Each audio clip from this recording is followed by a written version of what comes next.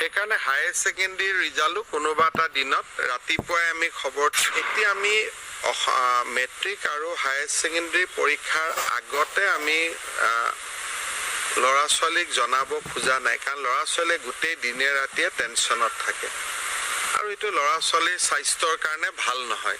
সেইকাৰণে higher secondary ৰিজাল্টো কোনোবা এটা দিনত ৰাতিপুৱাই আমি খবৰ দিম আৰু মোবাইলতে ৰিজাল্ট থাকিব, গতিকে স্কুলত আহিবও নালাগে, মোবাইল এপতে ৰিজাল্ট চাব পাৰিব।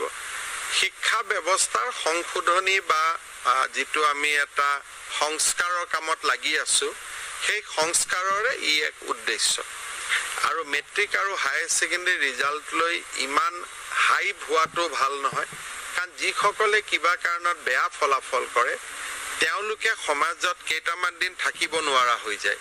সেইকাৰণে ৰিজাল্টটো লৈ যাতে বহুত হাইপ নহয় আৰু ই এটা চিৰচৰিত পৰম্পৰা হয়, যাতে পৰীক্ষা দিছো ৰিজাল্ট দিছে ইমানেই, নহ'লে ই ষ্টেণ্ড কৰিছে, ই ফাৰ্ষ্ট ডিভিজন পাইছে, যিমানটো আমি হুলস্থুল কৰোঁ, থাৰ্ড ডিভিজন পোৱা ল'ৰাকেইটাই নিজকে একেবাৰে সমাজত বাস কৰাৰ অনুপযোগী বুলি ভাবিব আৰম্ভ কৰে। সেইকাৰণে এইবিলাক আমাৰ পৰীক্ষা সংস্কাৰ বা শিক্ষা সংস্কাৰৰে